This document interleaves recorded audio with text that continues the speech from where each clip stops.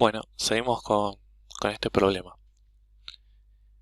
Entonces tenemos que calcular la distancia recorrida, ¿sí? ¿Cómo hacemos eso? Bueno, para ello lo vamos a estudiar un poco en general. Yo digo que para calcular la distancia recorrida, lo que habría que hacer es calcular todo el área que está por acá. ¿Sí? Si puedo calcular toda esa área que estoy pintando, entonces estoy calculando la distancia recorrida. ¿Sí? Desde acá, porque me pide desde 10 hasta 28. ¿Sí? Si puedo calcular el área de esa figura, entonces estaría calculando la distancia recorrida. Ustedes se preguntarán, ¿pero por qué? ¿No? Espero que se lo pregunten, ¿no? Porque estaría muy bien preguntárselo y no aceptarlo solamente. Entonces, vamos a verlo primero en general, a ver si eso es verdad. Bueno, fijémonos este gráfico. Si yo quisiera calcular la distancia recorrida desde 0 hasta t, lo que estoy queriendo decir es que calcule el área abajo de la recta, ¿no? O de la función que queda, ¿sí? Del gráfico que quede. En este caso es una recta que está partida, ¿no? Son dos rectas, o dos segmentos, mejor dicho. Bueno, también podría haber sido una curva, pero la idea es que veamos si eso es verdad, ¿no? Que si yo calculo el área bajo de esa recta y hasta el eje X, me pasé, pero es hasta el eje X, ¿sí? Me da como resultado la distancia recorrida. Bueno, vamos a calcular ese área en forma general, a ver si llegamos a algo parecido que nos indique que efectivamente es este delta X.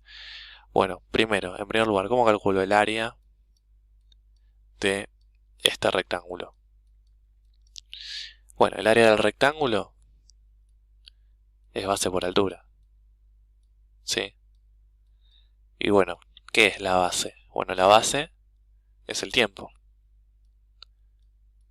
Y la altura es esta distancia. Fíjense que en el eje Y, o en el eje de la velocidad, este punto es la velocidad inicial.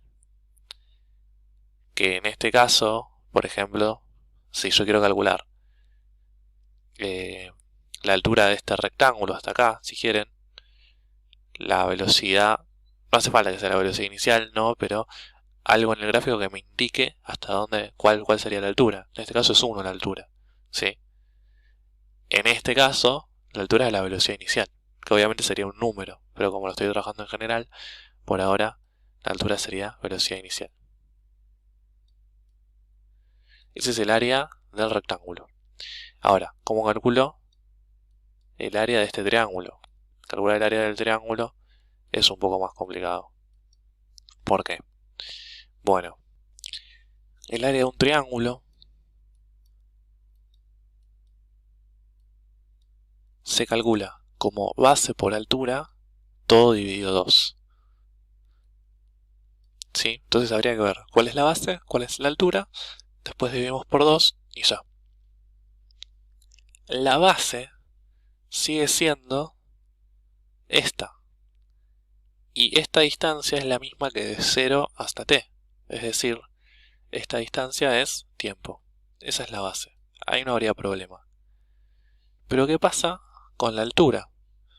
Bueno, la altura es este pedazo que falta acá. ¿Sí? Bueno, eh, este punto, es justamente la velocidad final. ¿Sí? Fíjense que acá ya me lo dice.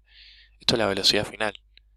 Y bueno, pero nosotros sabemos que la velocidad final es justamente velocidad inicial más aceleración por tiempo. Entonces, si esta es la velocidad final y este tramo, le cambio el color para que se vea un poco mejor, este tramo de acá es la velocidad inicial, lo que me falta, ¿sí? Lo que me falta acá debería ser aceleración por tiempo. ¿Sí? ¿Se ve? La velocidad final, o sea, todo esto hasta acá, ¿sí? Toda esta distancia, tiene que ser igual a la velocidad inicial más la aceleración por tiempo. Si yo sé que esta distancia es velocidad inicial, lo que sobra debe ser justamente aceleración por tiempo. Es decir, esta distancia es esta de acá. ¿Se ve? Por lo tanto, la altura de este triángulo es justamente aceleración por tiempo. Ahora, ¿cómo puedo reescribir el área de este triángulo? Bueno, algo dividido 2 es lo mismo que poner o escribir un medio por, ¿sí? Dividir por 2 algo es lo mismo que multiplicar por un medio. Bueno, la aceleración la podemos dejar así, y tiempo por tiempo me da tiempo al cuadrado. ¿Sí? Por lo tanto, yo estoy diciendo que el área total es la suma de estas dos áreas, ¿no? La suma del área del rectángulo más la del área del triángulo. Por lo tanto, esto me quedaría velocidad inicial por tiempo, ¿sí? El orden de los factores no altera el producto, lo puedo escribir al revés, más un medio de la aceleración por el tiempo al cuadrado. ¿Y a qué les suena esta fórmula? Bueno, justamente, fíjense cómo es la ecuación para un MRV. ¿Sí? La ecuación para un MRV es x de t igual a x0 más todo esto. Y todo esto es justamente lo mismo que me aparece acá. ¿Sí? ¿Se ve que es exactamente lo mismo? Y bueno, ¿pero qué es x de t? X de t, recuerden que es la posición final en el tiempo t. Y x de 0 es la posición inicial. ¿Qué pasa si paso este x0 restando? Igual a todo esto que es el área, ¿no? Bien, posición final menos posición inicial es justamente la distancia recorrida. O el desplazamiento en este caso, pero como estamos en una recta y siempre aumenta, el desplazamiento termina siendo igual que la distancia recorrida, ¿sí? Entonces, justamente, el área es igual al desplazamiento o a la distancia recorrida. Espero que se haya entendido, si no, pregunten todas las dudas, por favor. Bueno, y todo este razonamiento también vale en el tramo de MRU, ¿sí? Porque lo hicimos por un MRV, pero si tomamos un MRV con aceleración constantemente igual a 0, en realidad el MRU es el MRU es un caso particular del MRV, solamente que la aceleración vale 0.